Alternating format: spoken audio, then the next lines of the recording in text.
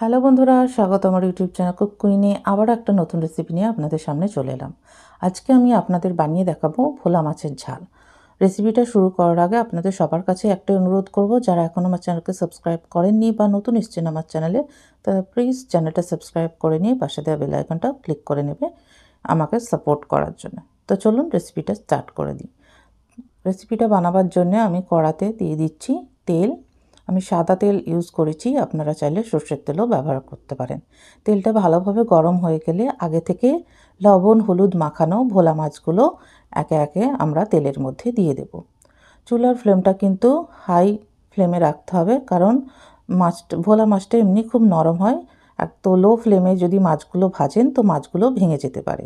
এই জন্য হাই ফ্লেমে আমরা খুব ভালোভাবে দুপাশটা লালচে কালার আসা পর্যন্ত ভেজে নেব। তো বন্ধুরা দেখুন, মাছগুলো আমার ভাজা হয়ে গেছে। এবার মাছগুলো আমরা তুলে নিচ্ছি। যেই পাত্রে আমি গ্রেভিটা বানাবো সেই পাত্রে আমি দিয়ে দিচ্ছি 3 টেবিল চামচ সর্ষের তেল। তেলটা খুব ভালোভাবে গরম হওয়া পর্যন্ত আমরা অপেক্ষা করব।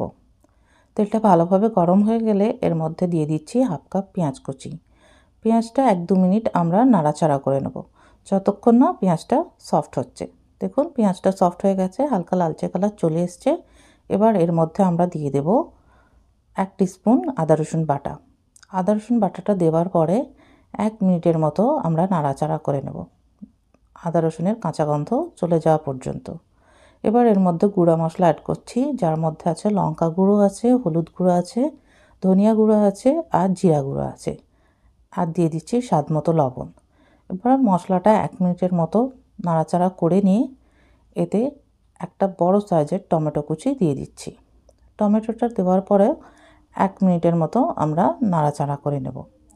তারপরে দিয়ে দিচ্ছি সামান্য একটু পানি মশলাটা কষাবার জন্যে, কারণ মশলাটা যত ভালো কষানো হবে তরকারির স্বাদটা কিন্তু তত ভালো হবে। ভালো করে এবার মশলাটা কষিয়ে নিতে হবে যতক্ষণ না তেল ছেড়ে দিচ্ছে। দেখুন মশলা থেকে তেল ছেড়ে দিয়েছে। এবার আমি 4-5টা কাঁচা লঙ্কা চেরা দিয়ে দিচ্ছি। কাঁচা লঙ্কা চেরা দেওয়ার পরে এবার আমরা দিয়ে দেব পর্যাপ্ত পরিমাণে পানি। গ্রেভিটা খুব ভালোভাবে ফুটিয়ে নিয়ে আমরা ভেজে রাখা মাছগুলো একে একে দিয়ে দিচ্ছি। ভেজে রাখা মাছগুলো দেওয়ার পরে একটু নাড়াচাড়া করে আমরা 5 মিনিটের মতো রান্না করে নেব মিডিয়াম লো ফ্লেমে। দেখুন বন্ধুরা 5 মিনিট হয়ে গেছে, আমার রান্নাটা একেবারেই কমপ্লিট। এবার নামাবার আগে আমরা ধনেপাতা কুচি ছড়িয়ে দিচ্ছি। এবার নামিয়ে পরিবেশন করে দেখাবো। তো বন্ধুরা দেখুন ফাইনাল লুক তৈরি হয়ে গেছে আমাদের ভোলা মাছের ঝাল, যেটা গরম গরম ভাতের সঙ্গে খেতে খুবই ভালো লাগে। তো অবশ্যই আপনারা বাড়িতে বানান, কেমন হলো আমাকে কমেন্টসের মাধ্যমে জানান।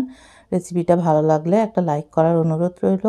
সবাই ভালো থাকবেন, সুস্থ থাকবেন। আজ এই পর্যন্ত, আবার অন্য কোনো ভিডিও নিয়ে আপনাদের সামনে হাজির হব। ততক্ষণের জন্য আল্লাহ হাফেজ।